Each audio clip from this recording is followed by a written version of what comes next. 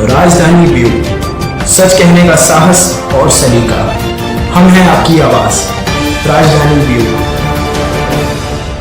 24 मई को महर्षि नारद जी की जयंती आयोजित की जाती है। इसी उपलक्ष्य में राष्ट्रीय स्वयंसेवक संघ का प्रचार विभाग पत्रकारों के बीच नारद जयंती का आयोजन करता है। इस बार रविवार को नगर पालिका के बस स्टैंड स्थित सभागार में संगोष्ठी का आयोजन किया गया, जिसमें प्रतिशत जिले भर के पत्रकार सम्मिलित हुए। वहीं भोपाल से आए वरिष्ठ पत्रकार शरद द्विवेदी मुख्य वक्ता के रूप में शामिल हुए। कार्यक्रम में अतिथि के रूप में विदिशा के अटल बिहारी वाजपेयी मेडिकल कॉलेज के अधिष्ठाता डॉक्टर मनीष निगम, शरद स्मृति न्यास के प्रमुख रामकिशोर अग्रवाल, मध्य भारत प्रांत के सह प्रचार प्रमुख अखिलेश श्रीवास्तव, आयाम प्रमुख डॉक्टर सुदीप शुक्ला, प्रेम सिंह धाकड़, प्रेस क्लब संघ अध्यक्ष सचिन तिवारी भी मौजूद रहे।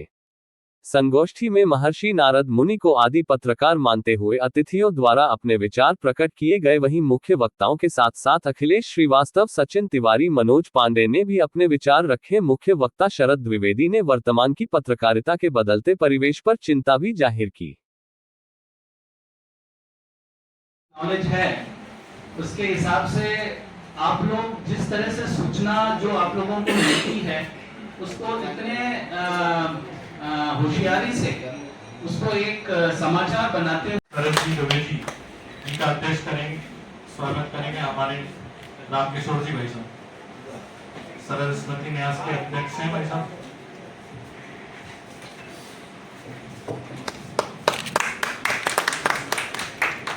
कुछ बनाते हैं, लेकिन ये मंच ठीक नहीं है उस बात के लिए। थोड़ा सा मैं इस पर्टिकुलर प्रोग्राम को अपने से इसलिए कोरिलेट कर पा रहा हूँ क्योंकि हमारा जो विषय है जिसमें मैं प्राध्यापक था पहले, डीन बनने से पहले, वो है फॉरेंसिक मेडिसिन। फॉरेंसिक मेडिसिन में हमारी एक नेशनल बॉडी है, उसकी जर्नल हमारी छपी है।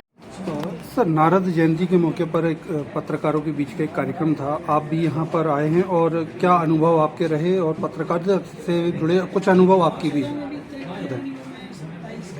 एक नई बात का पता चला, जिस तरह से शरद जी ने उद्बोधन में अपनी बातें बताई और बहुत से पत्रकारों ने बताया, और ये बहुत ही अच्छा कोरिलेशन था नारद जी के बारे में। जो हम लोग समझते थे, पढ़ते थे अपने स्कूल के सब ज़माने में, उसकी जो छवि, उनकी जो छवि बनाई गई थी, उसको हमने किस तरह से धूमिल कर किया हुआ था, उनकी जो इम्पोर्टेंस थी। अभी आज के वक्तव्य में और सबके बातों में ये पता चल रहा है कि कितनी सारी चीज़ें हैं जो हम लोग अनभिज्ञ हैं इन चीज़ों से।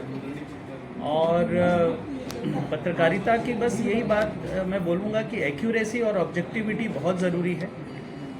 जैसा आप लोगों ने बताया कि एक ब्रेकिंग न्यूज़, ऐसी सनसनीखेज भी वर्ड बहुत ज़्यादा कॉमनली होता है जस्ट अट्रैक्ट करने के लिए पब्लिक को। तो कहीं ना कहीं रिस्पॉन्सिबिलिटी बहुत बड़ी है पत्रकारिता को, और उसको ही देखना है, हमको आगे बढ़ना है और पॉजिटिव और नेगेटिव न्यूज़ बैलेंस करके चलना है। थैंक यू सर, अपना परिचय दें और आज जो आयोजन किया गया उसके बारे में। मैं शरद द्विवेदी, संपादक, मुख्य संपादक न्यूज़ मध्य प्रदेश छत्तीसगढ़, और आज विदिशा में आप सबके बीच में शरद स्मृति न्यास की ओर से आयोजित नारद जी की स्मृति के साथ पत्रकारिता की वर्तमान दशा और दिशा पर चिंतन और मनन के लिए यहाँ सम्मान के साथ आमंत्रित किया गया न्यास की तरफ से। तो बहुत अच्छा लगा कि नारद जी जो आद्य पत्रकारिता के संवाहक हैं, पहले प्रतिनिधि, उनके ज़रिए हमने पत्रकारिता के मूल्यों को, मानकों को यहाँ समझने की कोशिश की।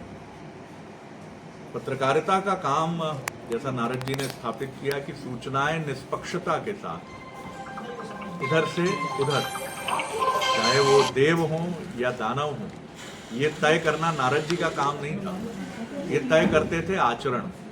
धर्म के साथ कौन है, अधर्म के साथ कौन है, ये नारद जी ने नहीं। नारद जी सिर्फ पत्रकार की तरह अपनी सूचनाएं इधर से उधर पहुंचाते थे, और बहुत बड़ा काम वो ये भी करते थे कि कई बार बहुत महत्वपूर्ण सूचना दानव की देवों के पास पहुंचती थी और देवों की दानवों के पास पहुंचती थी, जिससे एक संतुलन बना रहता था। जैसे आज के दौर में लोकतंत्र में हम सत्ता पक्ष और विपक्ष दोनों की सूचनाओं में बिना किसी भेदभाव के हम ये सूचनाएं अपने माध्यम के जरिए प्रसारित करते हैं, टेलीकास्ट करते हैं, दिखाते हैं। आज के दौर में देखा जा रहा है पत्रकारिता में ब्रेकिंग न्यूज़ जो मतलब शॉर्ट टर्म की स्थिति बनती है, पत्रकार बिना सोचे समझे भी चल जाते हैं, इसको लेके क्या एक सीख भी देना चाहेंगे? देखिए, ब्रेकिंग न्यूज़ पहले तो पुष्टि बहुत ज़रूरी है।